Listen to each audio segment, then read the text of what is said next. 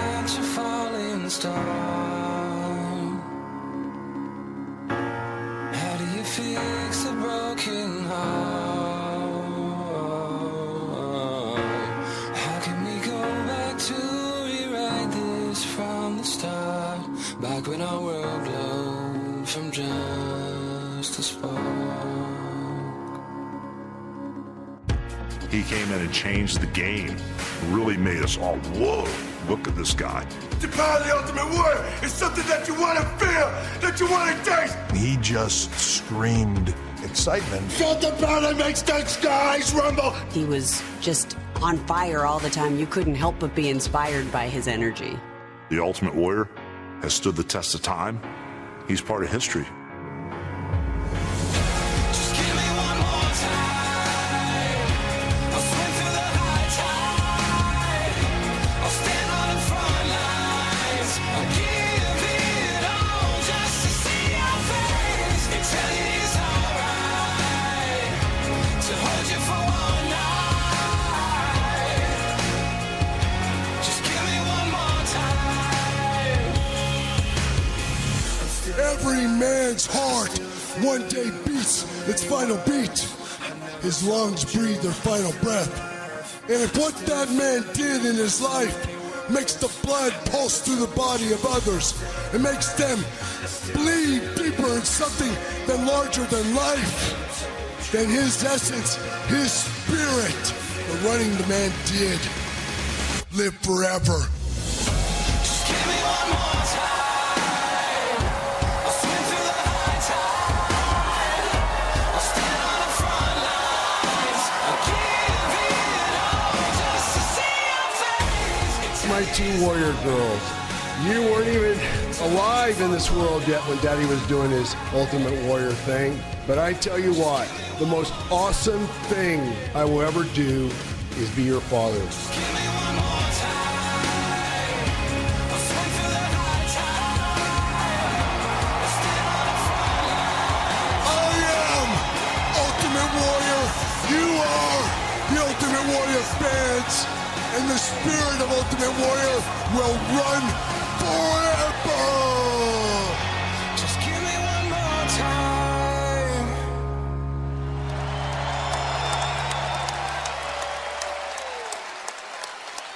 And now, ladies and gentlemen, let's respectfully pause in silence as we toll the bell 10 times.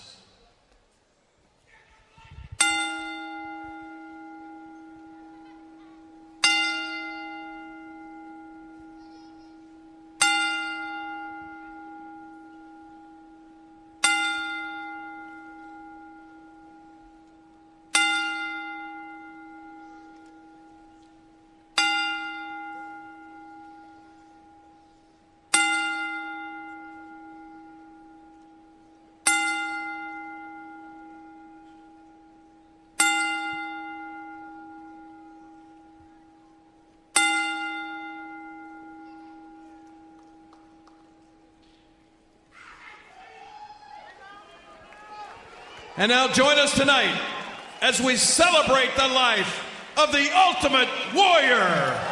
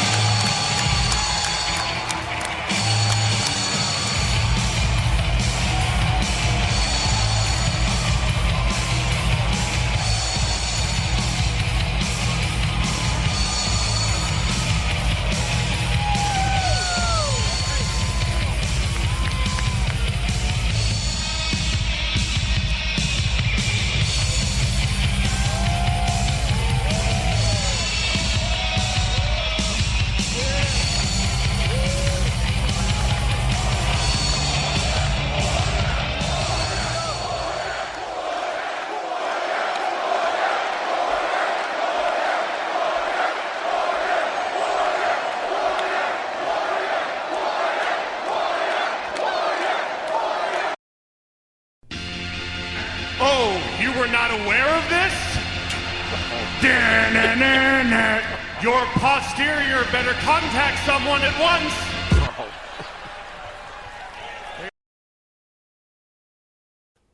Welcome to the show, everybody. Welcome to the show.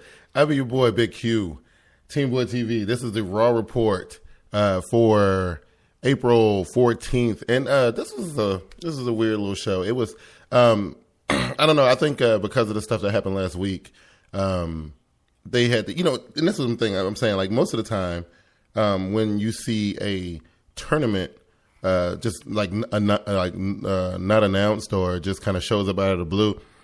Most of the time for me, it means that they had to change the plan a little bit. They had to kind of redo some stuff. And, so we get a tournament set up. But let's go back and talk about the open of the show.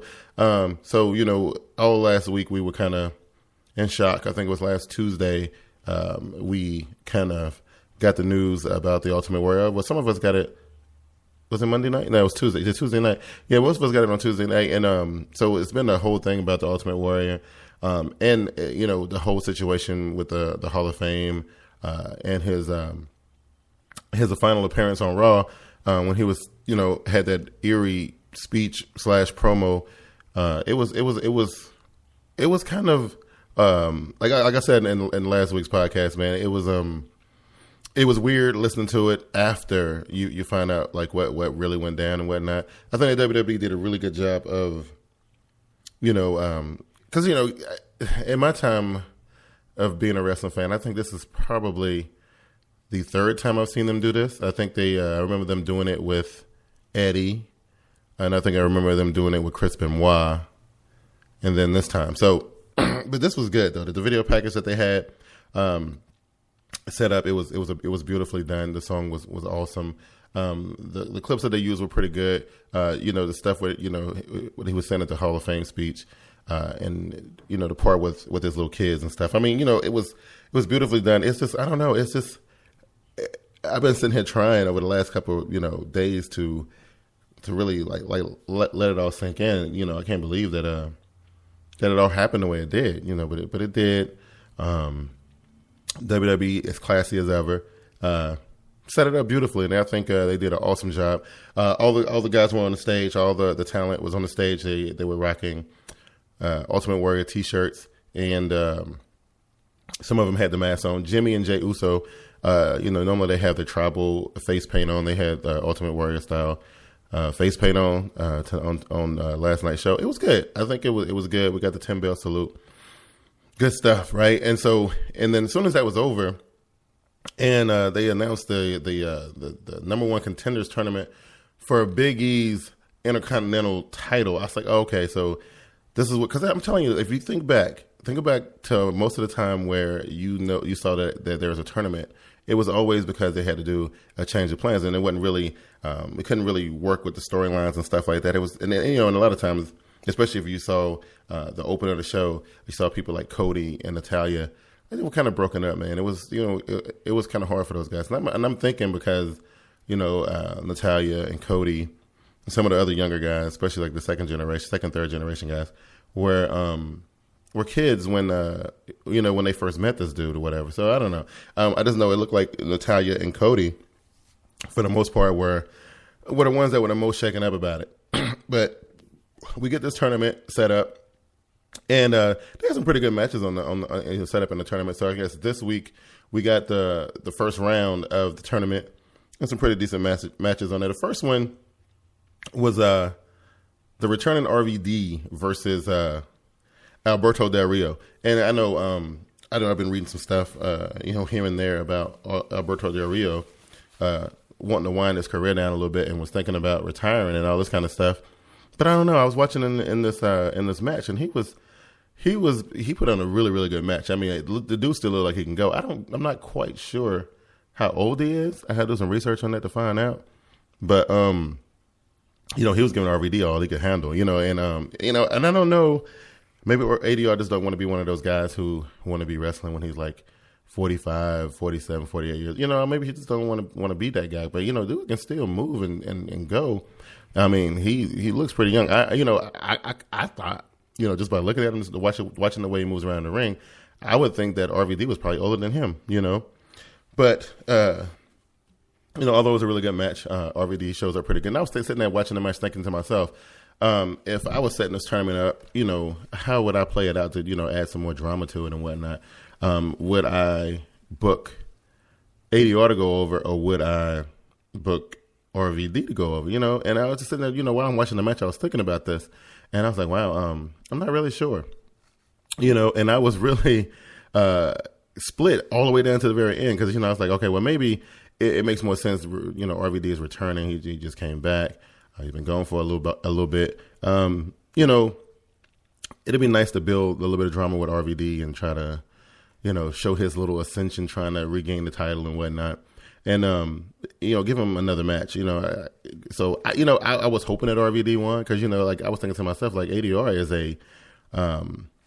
a world title contender. Like, what is he doing in this tournament for the IC title and this, that, and the third? So RVD ends up winning the match, and it was pretty good. So I was excited about that and whatnot. So we remember what happened last week. AJ Lee comes out and starts running her mouth, right? And I thought her little promo was actually pretty good in some parts. Like one part in particular, when she started going into the CM Punk quotes and stuff, talking about how she gone from being some poor girl in Jersey to the best diva in the world, And so I was thinking, oh, this is dope. They're doing this, and then boom, they had Paige beat her in pretty quick fashion, and Paige is the new Divas champion, fresh from NXT, right? In her first match on TV, she won the Divas title, which is weird to me. Yeah, it's kind of crazy. I didn't quite understand it, but yeah. So she's the champion. She comes out, and there's Alicia Fox. That's my baby, right? So Alicia Fox is my girl. I'm gonna tell you what I find so amazingly disgusting about the WWE is like what they do with Alicia Fox, though. Like, anytime I'm always excited to see Alicia on TV, but then when she comes on TV, I know that she's getting ready to get beat. She's getting ready to lose, because she's pretty much a jobber. I do remember the little title run they had. I was enjoying that a lot. Watching her scissor kick everybody. It was a beautiful thing.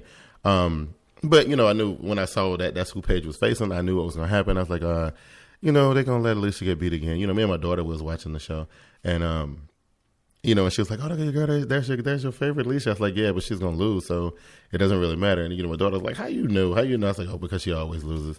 And lo and behold, she lost. But what was cool about it is that, Paige didn't use that weird move that she used last week. What was it? The Paige Turner? Which, I don't know who messed it up, her or AJ, but she didn't use that as a finish this week. She used a submission move, which was actually executed beautifully. It was actually pretty nice little move that she did and that kind of thing. So, for the first opening, segment of the show, I thought it was decent. I thought it was okay. Like I said, I was still feeling all good about the Ultimate Warrior open and the tribute and that kind of stuff. Was excited to see how this tournament was going to play out. I was cool about that. Oops, I hit my microphone. And so, but we get this backstage segment, right? And so this is kind of how I've been watching this play out since since WrestleMania was over, and the Raw after WrestleMania last week. This whole dynamic between Triple H and Batista and Orton. Right. So I was like, look, they're cooking up something. I don't quite know what they're cooking up, but they're cooking up something. You can see it kind of starting to manifest a little bit last week. So, Triple H and Stephanie backstage, and, Orton and Batista walk up. And so basically, Triple H is saying, hey, listen, man, them dudes are brave enough to talk about the Shield. Talking about they're brave enough to attack me, they going to think nothing about, beating y'all down or whatever, and I'm trying to tell y'all. We need to stick together, man, because when we together, it's pretty awesome when we together, And at first I was thinking like, okay, so they went, because they kind of teased this a little bit last week. They talking about, evolution and stuff like that. I was like, oh, okay, whatever, man. You know what I mean? Like I was like, I don't know how it would work because, Triple H is all like a suit and stuff. And, that kind of thing. And then, and Batista and Orton. Well, see, that's the thing. Batista and Orton, like on the whole build to WrestleMania, they didn't really beef that hard, even though there was a little bit of physicality between them. You know, I think Batista got a spear or two on Orton before the event, and I think Orton got, you know, at least one RKO on Batista sometime before WrestleMania or whatever. But, you know, but for the most part, it was like this little comedy, little stuff between them two because they were mad at Triple H for making the match a triple threat match, this, that, and the third. And, you know, going into WrestleMania, I was trying to figure out which direction they were going to go with this, because I knew that for the most part, Daniel Bryan was going to walk out of there with that title, right? Daniel Bryan or Triple H, one of them two. I just knew it wasn't going to be Batista or Orton, right? But then I was thinking, like, what are they going to do with Batista and Orton after WrestleMania, because of the fact that, you know, Daniel Bryan is there on this whole new Daniel Bryan kick, this, that, and the third. So I was wondering, you know, but I'm liking the way this story is developing. I like it the way it's developing. So anyway, back to what I was saying. Batista and Orton was like, they were like, nah, man, you're pretty much on your own on this one. You're like, you know, that's your problem. You know, you dealing with the the Shield on your own. We ain't got nothing to do with that. And then Triple H is like, okay, you know, I'll try to let y'all know. So they walk away, and Triple H and Steph was like, well, you know, I don't know. But then what was weird is that, you know, later on in the show, Stephanie was making a match for the Shield, and it's, you know, a tag team match, but to Brad Maddox, and he was like, yo, you know, tell him they in the match, and he was like, yo, you know, who they gonna be fighting, and she was like, nah, don't tell him who they're gonna be fighting. And so that was a setup, and I was like, okay, this looks good, and we're gonna see how they gonna play this out. This should be good. This should be really, really good. So at this particular time, we're gonna take a little bit of a break and talk about some of the sponsors and stuff that we got. And I don't know if I can find it. I don't even know where it is. I don't even think I got it in here. Do I got it in here? Wow. Okay, I'll have to find it next time. So we'll do the social media thing real quick. When we come back, we'll talk about the tag match between the Usos and Orton and Batista. You know what I mean? So that's what we will do. What up, football fans? You want to stay up on the latest TeamBoydTV happenings? Like us on our Facebook page at TeamBoydTV on Facebook. You can also follow us on Twitter at TeamBoydTV and at VernieB73. You can also check out our YouTube page at TeamBoydTV Turbo with its live events, videos, among other things. You can also keep up with the latest happenings, live chats, question and answer sessions on Google Plus at TeamBoydTV. Thank you once again for watching TeamBoydTV.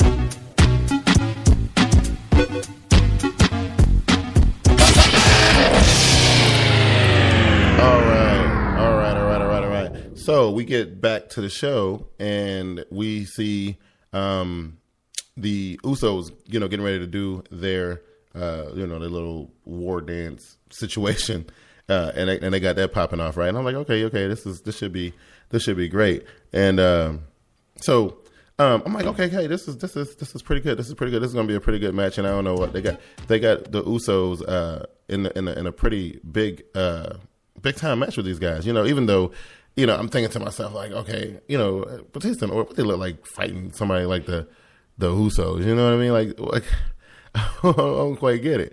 You know, but it's pretty good. So what ended up happening was, you know, the Usos and Orton and Batista, they actually put on a pretty good match. It got real physical real quick, and then you know, it was back and forth. The Usos was actually putting up a pretty good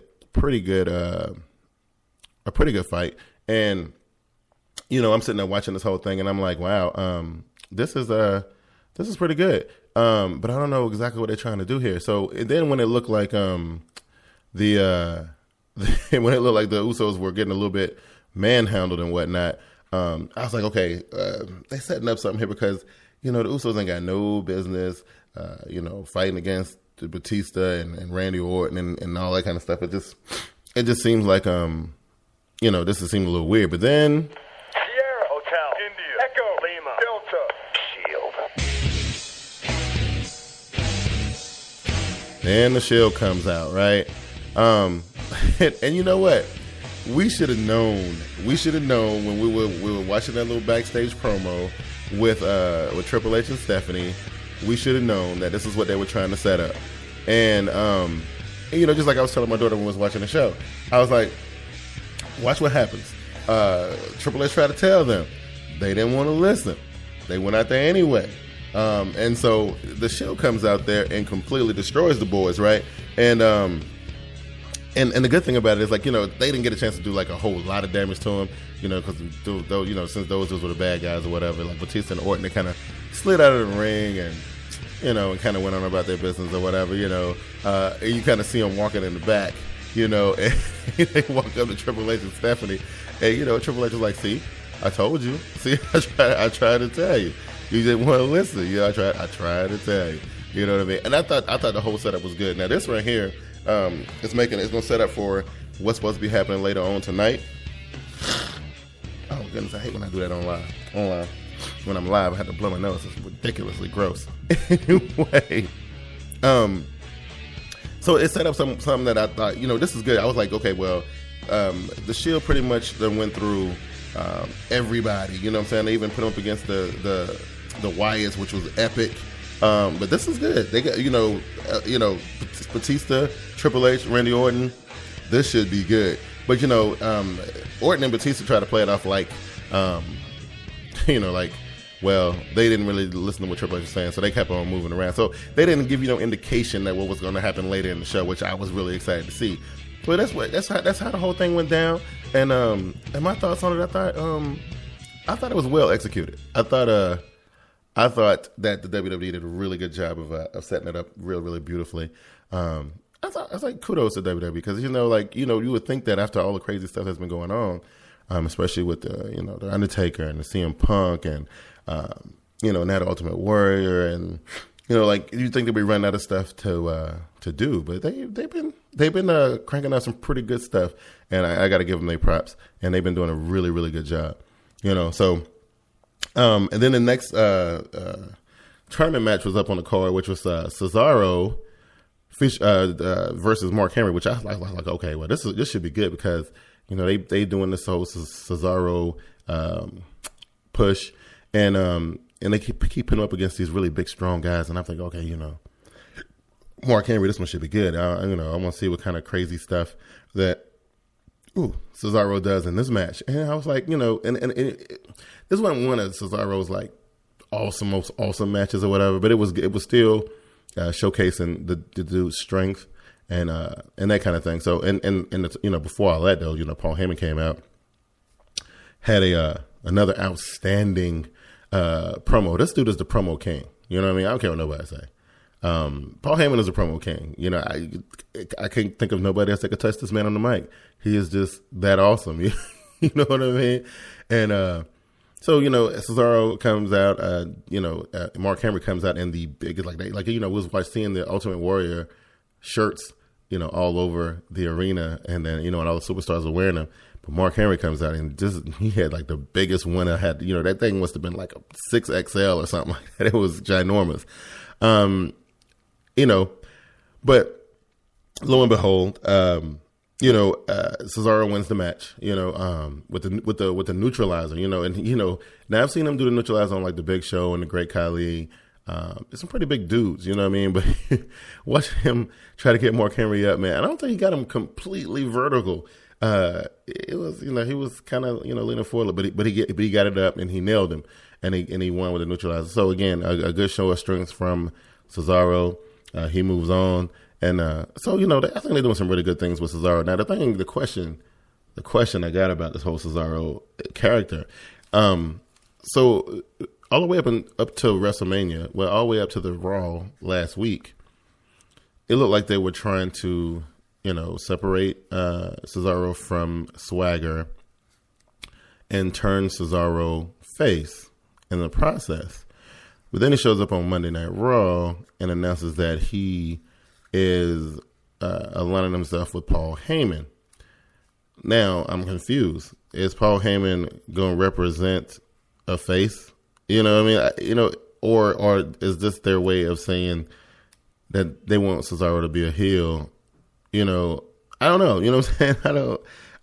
This one kind of, I don't quite understand it. It's a little weird. I don't know. I have to watch how the story plays out. Because it's just odd. You know, like, because the crowd's still cheering like he's a face, but he's running around with Paul Heyman. You know, and when Paul Heyman is out there with Cesaro, people are cheering for Paul Heyman. So, but when Paul Heyman first comes out, before he introduces Cesaro, he's talking about Brock Lesnar, how he conquered the streak, you know, over and over and over again, you know, getting on people's nerves and whatnot, and people were booing him and whatnot. You know, it's a weird dynamic. You know, I just have to see how it's going to play out, you know. So, we get this video. They take a video package. It pretty much showed, you know, X amount of thousands of light bulbs and TV cameras and, you know, and all this stuff. And then they showed Daniel Bryan comes out, on the stage and there's nobody in the arena, you know, and basically the video was a thank you to the fans. And I thought it was very well done. You know what I mean? I think that, you know, whoever came up with that idea, it was pretty awesome. I think, the video was really cool. And it felt like they were actually, you know, reaching the fans. I don't know. It was good. It was real good. So whatever it was trying to accomplish, I think it did, you know, and that kind of thing. So next we get super fine. What are they calling her? They're calling her the Ravishing Russian, Lana, you know, in a super bright red short dress. She comes out, speaking some gibberish, brings out Rusev, and he comes to the ring and there's, Xavier Woods standing there. And you know what, you know, when I was watching NXT and I saw Xavier Woods' entrance on NXT, I was like, why don't they let him do that on Raw? You know, with the whole water in his afro, and you know what I mean? Like, it was cool. But they did, I haven't seen him do it on Raw yet. You know what I mean? But on NXT, that thing is dope. I think it's cool. Anyway, Rusev comes out there, make quick work. I think the match was probably less than 3 minutes. I don't think Woods got any offense and maybe a punch or two, probably, more than likely. So we got like a punch or two in, and of course Rusev makes quick work of him. The part of the match that, you know, take note of, and I think this was pretty much all it was really about. R-Truth, who was out there with Woods on, you know, on the outside, he gets in there in the ring and he wants to fight, you know, get in Rusev's face. Lana kind of pretty much held him back and told him, you know, no. But as soon as Truth went over there to check on his boy Woods, of course Rusev kicked him in the head, that kind of thing. So I don't know, for whatever reason, it looked like it's setting up a Rusev Truth feud, which I think I'm kind of interested in that. I don't know. I think I would be interested in that. I would. I think that would be, I think it would be awesome, honestly. And honestly, to see R-Truth in a spot, a big time spot like that. So I don't know. I think it's got the makings to be really, really good. So we'll see how that one play out. But that was good. You know, it was all right. So the next match on the card was it was another one of the tournament matches. It was Swagger versus Sheamus, and I'm trying to figure out, do I even remember how that thing finished? I don't remember how this match finished or not. I don't know, because the match was so long that I think I remember when I remember going outside to smoke, came back and it was still on. I'm not quite sure. I can't really remember. I'm thinking Sheamus won the match though. I'm pretty sure Sheamus won the match with a bro. Yeah, it was a bro kick. Yeah, so Sheamus did win the match, and but it was a long match. It was a good match. Swagger and Sheamus went out there. They did their thing. I thought it was cool. You know, I thought it was pretty dope. Then we get Sandow in the ring. We went to commercial break, came back. Sandow is in the ring talking a bunch of junk, right? Bunch of junk. He's out there just, you know, just talking junk. And the Big Show comes out there. So the Big Show comes out, and you know, Sandow was all like, "Yo, dude, I'm still talking, and I don't care who y'all send out here, I don't care whose music y'all play, I'm still gonna talk, blah blah blah." You know, and it was hilarious, right? I knew it was gonna happen, right? You know, when you guys saw, y'all knew it was gonna happen too. But I'm surprised that the Big Show sat there for as long as he did. You know, before, you know, knocking Sandow's lights out. I don't know what that whole segment was about, because it wasn't a tournament match. It wasn't a story line match. It was just Sandow comes out, talks junk. Big Show comes out, knocks him out. Big Show leaves. You know what I'm saying?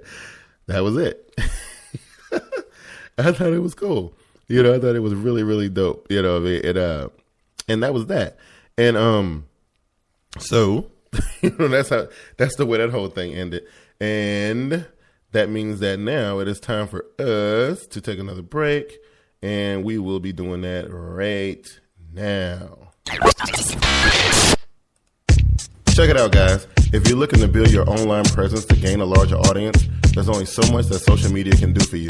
Although social media is a powerful way to build a following, there is nothing like having your own hosted website, and that's where Domain.com comes in. Domain.com offers the very best in web hosting services, and with plans starting at just under $4 a month, it's super affordable as well.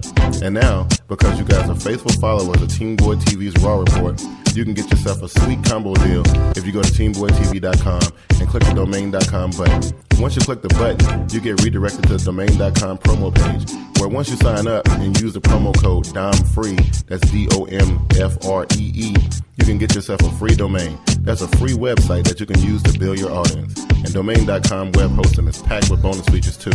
Check this out. All web hosting plans come with a $100 Google AdWords bonus, a $50 Yahoo/Bing search marketing credit, $50 in Facebook advertising, a free YellowPages.com listing, and get this, a free toll-free phone number if you live in the U.S. And if you're like me and know nothing about website design, Domain.com even has the awesomely easy drag-and-drop site builder to get you up and running right away. So what are you waiting for? There is no excuse not to get your online presence rolling right now. Remember, go to TeamBoydTV.com, click the Domain.com button, and use the promo code DOMFREE, DOMFRE, to get your free domain to use on your website today. Yo, JB from Team Boyd TV, co-host of Team Boyd TV Live every Wednesday, 7:30 p.m. Eastern Standard Time, where we'll be discussing updates, breakdowns, and just about everything NFL. Hosted by yours truly, Big Q, co-hosted by me, JB, and my boy Glass from Get With It Sports. If for some reason you missed the show, still haven't had your fill, visit TeamBoydTV.com.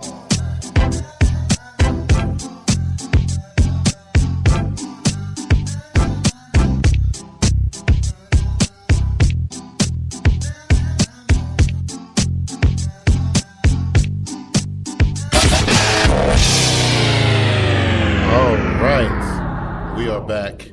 And so when we came back from the commercial break, we get another one of these fantastic, when I say fantastic, I'm talking about fantastic promos from my boy Bray Wyatt. And I thought the whole Bray Wyatt John Cena thing was over. You know what I mean? I thought they pretty much did what they needed to do at WrestleMania, but apparently they did. So the Bray Wyatt started talking a bunch of junk and all this kind of stuff, and so John Cena comes out there and he wanted to make a joke like he does everybody. He wanted to make a joke out of Bray Wyatt. He put pictures up on the Titantron and stuff. You know what I mean? So basically, this whole thing, and it was done really well. I got to give John Cena his props on this too, because I think John Cena and Bray Wyatt, they work really, really well together. I think they work really well together. And so Bray Wyatt is talking about how John Cena think everything is a joke, this, that, and the third. After he was showing all the pictures and whatnot. So John Cena was like, "Oh yeah, you want serious? We'll do serious." He talked about how Bray Wyatt think he's invincible because he got his two little cronies with him and whatnot. So basically, they setting up a steel cage match for the pay-per-view, which is Extreme Rules. Yeah, Extreme Rules.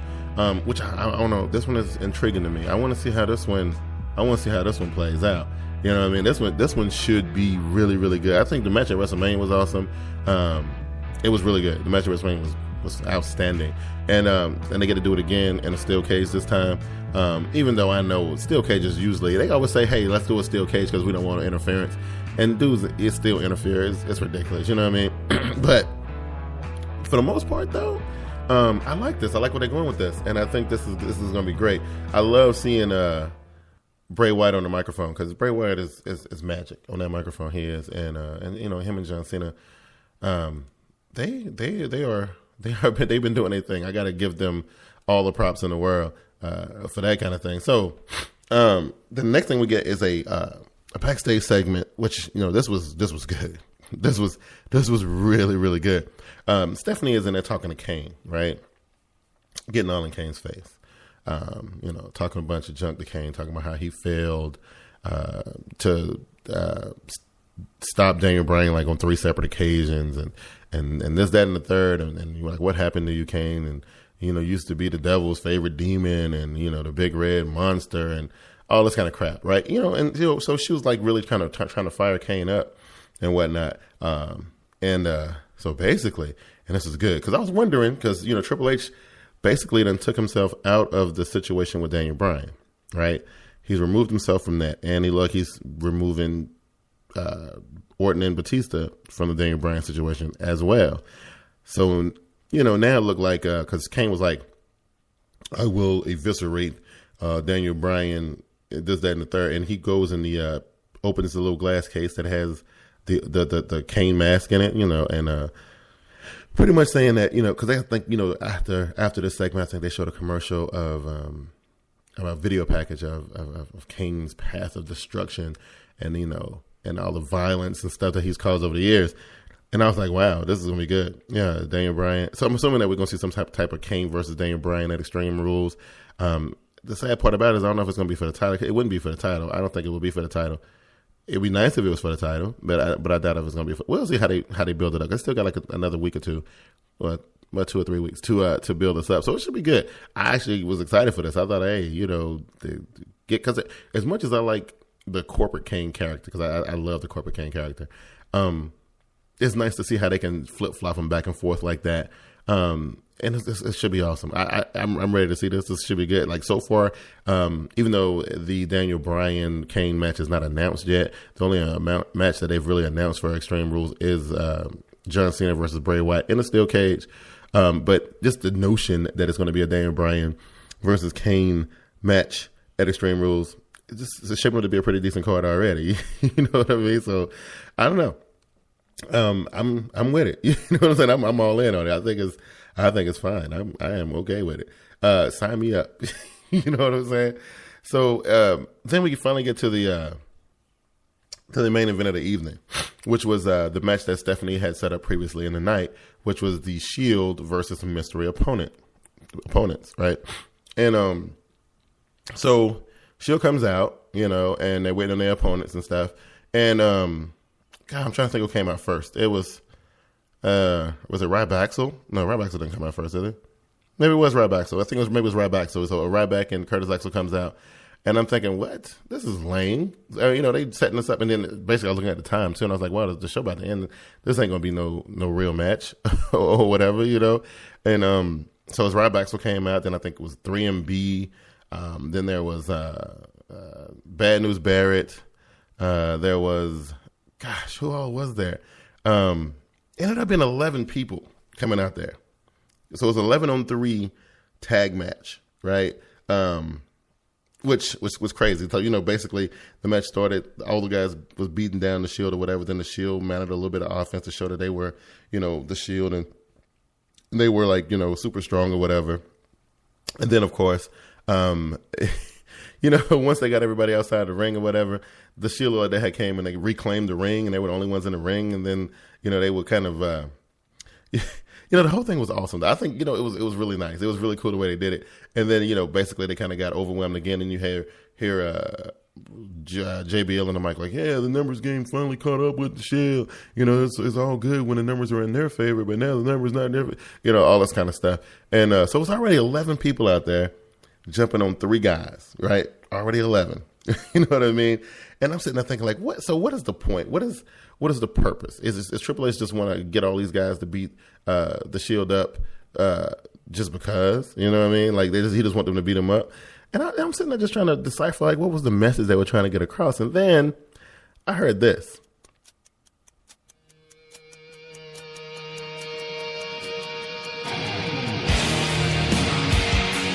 Okay, right? So I heard this, And I was like, oh, this is what we doing. Okay, all right, I'm with it. I am with it all day. And so it was good. Triple H comes out with Batista and Orton. Evolution logo on the Titantron. Beautiful stuff. You know, I say kudos to the WWE, because this was awesome. You know what I mean? So basically, and I don't know if you know, we saw this at WrestleMania where Batista and Orton debuted their new little double team move, which was like the Batista bomb / RKO. The one, you know, yeah, they did that on one of the Shield members. Man, Batista got a spear in. Triple H pedigree. I think it was Ambrose. They destroyed the Shield. Like, you know, and you know, this is so well done, because, you know, basically they kind of trying to turn the Shield into this super face group or whatever. And trust me, this is gonna get them over like nobody's business as you know, as a face group versus, you know, Evolution. So I'm assuming that we're gonna get some type of Shield versus Evolution situation at Extreme Rules, which again, for 3 matches that, you know, well, like I said, only one of them has actually been announced. But for the 3 matches that they're trying to build up, this is going to be a pretty good pay-per-view. I'm excited about it, honestly. You know, seeing my boys Evolution come out there like that, though, that was just fantastic. You know what I mean? Like, you know, I am always worried about what will happen, what always happens after WrestleMania. Because usually when they first start their new season, I'm going to say, quote, season, it usually starts off pretty slow. But this has been good, man. And, like, you know, we still got the promos for newcomers like Adam Rose, Bo Dallas. We got Paige on TV already. You know, this is good. The WWE is moving forward in full speed.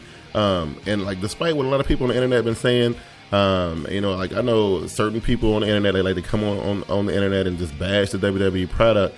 But I can tell you, from the bill from leading up to the Royal Rumble to now, you know, the product has been awesome. They've been doing a really, really good job. I mean, you know, the whole Daniel Bryan little behind the scenes thing was lame. I wish I hadn't wasted my time watching that, but, you know, I understand what they were going for, and it was dope. You know what I mean? I thought it was pretty cool. All in all, I absolutely love the direction that the WWE is going in right now. I think it's cool, man. You know, they all about promoting all this new talent and using the current talent that they got to enhance the younger talent. I mean, I'm talking about everybody from Alexandros Rusev to the Shield, to the Wyatt family, to people like Paige, Adam Rose, Bo Dallas. They are doing it. You know what I mean? The WWE is not playing.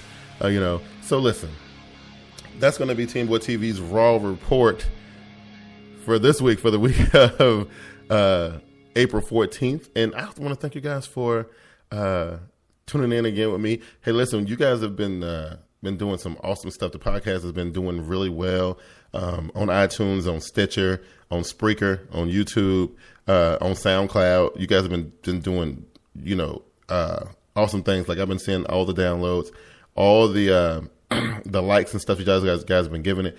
I completely appreciate it, man.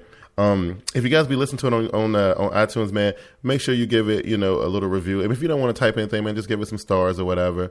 You know, however you feel, like, you can 1 star, 5 star. It don't really matter to me. Just give it something. Let me know that you guys are checking it out. Stuff like that, you know what I'm saying? So, and if you listen to it on any other various places, or whether it's Stitcher, SoundCloud, Spreaker, or whatever, man, make sure you share it, man. Share it to you if you guys like what I'm doing, man, because I like doing it. You know what I mean? And I do it for you guys. You know what I'm saying? So, if you guys like it, you know, you just share it and, you know, spread the word. Until I don't know, maybe sometime later this week, because we still got TNA and we got NXT. I don't know. I may do some stuff with those. I don't know. But one thing we know for sure, we'll be back next Wednesday next Tuesday for the Raw Report next Tuesday. We know that for sure. You know what I mean? But maybe we get y'all something later this week. You know. But until then, man, I will catch you guys later. I am out, and I will catch you guys on the other side. You know what I mean? So, yeah, y'all guys take it easy, all right?